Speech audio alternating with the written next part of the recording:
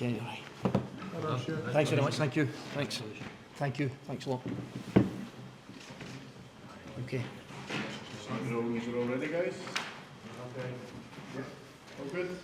Congratulations. How do you feel to be the manager of Kilmarnock?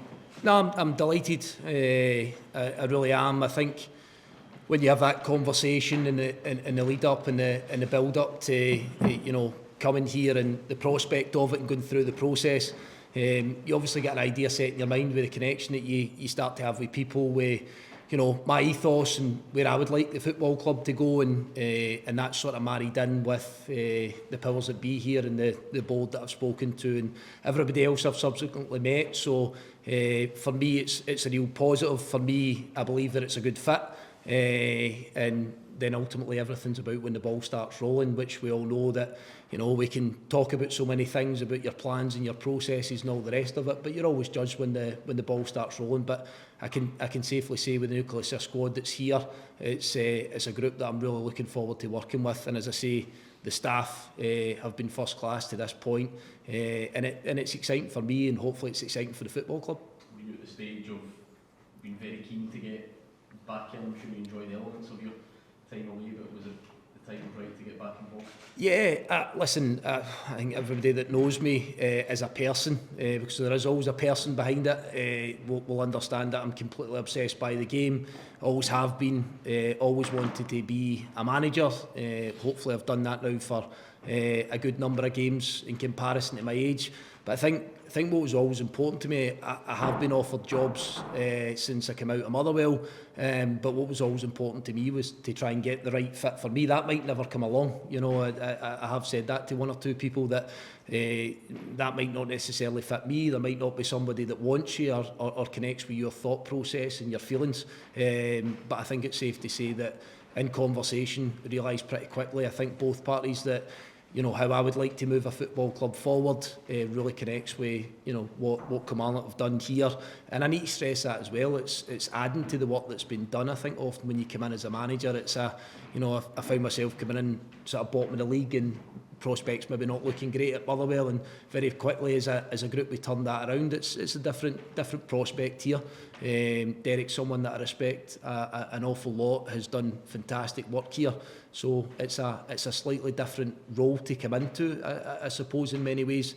They've seen the real highs of last season, obviously possibly looking for a better league finish this year, but again, it's so difficult in this league. We all know that can fluctuate for one reason or another. European commitments obviously been a big challenge, injuries, etc.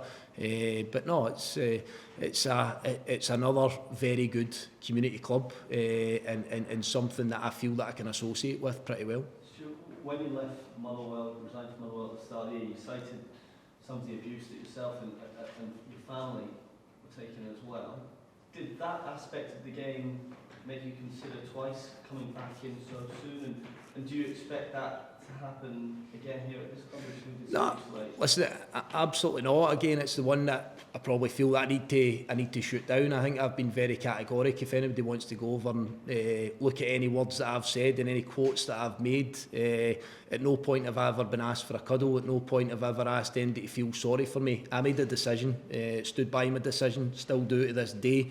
And I said that I've got a pretty strong mind that way, and how I see things, and depending on where you are and what your resources are, and what position you find yourself in, achievements that have been had within that, then you see a scenario where I believe that I'd made the correct decision at that time. I think what a lot of people do is maybe cling on to words or statements and start writing their own story. But again, I would urge anybody to look at anything I've ever said off the back of that. But what you also do as well, and I believe I'm a humble enough person to admit it, is you learn little bits yourself as well. And one of the things that I've spoken about is that this is my job. It doesn't have to be my family's life, and I really do stand by that. And I think you learn a little bit from within that, and making sure that you do your job and your family live their life. And I'm sure everyone in this room can associate with the family aspect of it. I'm not pulling in the heartstrings. It's just that sometimes you learn a little bit from within that about how close that needs to be, or potentially how far it needs to be. Did you feel you were a bit hasty then in leaving Motherwell? No, I just said that there. I felt that I made the correct decision at the time for what I felt was a set of circumstances. So no. Was it said that your family wouldn't be able to come to the games at Motherwell, Stuart? Would they come to the games at Kilmarnock? Who said that they couldn't come to games at Motherwell?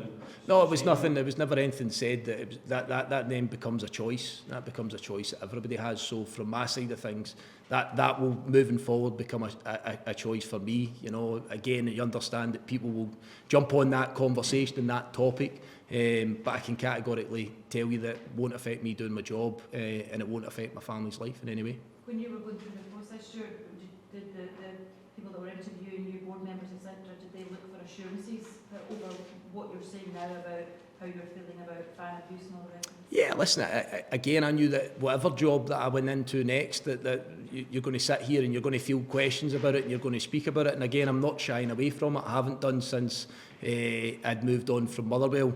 But it wasn't something that was addressed heavily in an interview process. You know, you touch on certain aspects and you touch on pointers of that. But again, I certainly wouldn't hide from speaking to you guys or a board or a supporter or anybody on that front. I haven't done to this point, and I won't do moving forward. What do you think sold the people making the decision on you? What do you conceive going forward for this club? Yeah, I think the first place you need to start is you need to win games of football, and I would hope that within my charge that I've been able to show that record, that win percentage is up there, is good. So I think that's where you always start. Again, we can talk about how we're going to try and get that to a point and how you're going to try and win games. I hope I've shown that. But second and third for me, I think, if you understand me, again, that player development. So trying to ensure that you can continue the pathway of guys like Bobby Wales and Davy Watson here, and try and see if we can unearth another few players from what's been a successful academy team this season under the guidance of Chris Burke, you know, going to win the Youth Cup and be very competitive in that league. That doesn't mean that we're just going to bring 10, 11, 12 young kids in straight off the bat. But what I want to do is try and make sure that there is a pathway, which there has been before, and to try and accelerate that process as much as we can. And then probably the third bit is the bit that I see for every football club in Scotland, which is that you have to try and ensure that you're involved in player trading. You have to make sure that the football club tries to turn some sort of profit. You're able to bring in rough diamonds or academy players. And I believe we're all selling clubs in this country, and that's probably the three main factors that were covered between myself and the board, and that we felt that we've seen a lot of those things in a very similar light. I guess kind of hard work starts now, doesn't it, in terms of maybe re-signing players who are out of contract, bringing players in to strengthen your squad. Where are you with that kind of side of things? Well, I've been trying to do a little bit of that as much as I can. I feel it's a fact-finding mission as much as you possibly can. The one thing and I would need to stress is that I believe there's a really good nucleus of players here, a lot of players that I've admired from afar. Some of the lads you know better than others, but we're without question going to have to add some bodies. We've got a lot of out-of-contract players. We've got that sort of tighter-knit group there that know the league and know the demands of winning games of football at this level. So yeah, we've been actively trying to work through that process as to where we are with contract players, guys that are under contract, and kind of what we need to do. You'll understand it's been difficult in the last couple of days until we get to this point here today, but very much that process has started for us, and to try and make sure that we can be as prepared as we possibly can be when we return in the kind of mid part of June. Your predecessor took the club to European football. Do you feel that this is a club that should be playing in Europe? It should be. I don't think you could ever say that, to be honest with you. It has been done before, a brilliant achievement. But I think when you start to stack the city clubs up, when you look at your Rangers, Celtic, Hearts, Hibs, Aberdeens, it's possible. It is possible, but I think it's always a very, very difficult task for clubs out with that bracket. I think we'll all understand that the resources are far greater at the city clubs. But I think what it has stressed with a number of clubs, Kilmarnock being one of them, is that it can be achievable. Stuart, you spoke about there maybe learning that it doesn't have to become your family's life as well. Have you learned a bit more about yourself and the game, maybe having a bit of objectivity the past few months outside of it? I'm not going to be pig-headed in that way and say that I've not. I don't feel that that's been the biggest factor. As I say, felt when I left Motherwell, I had 100% backing of the board, the players, and the staff. I think that's pretty fair to say at the time when you're maybe sitting 5th in the league or whatever. So I feel that the kind of mechanism and the model, if you like, and how I work is fine. I think that helps in terms of winning games and trying to develop players and trying to nurture players.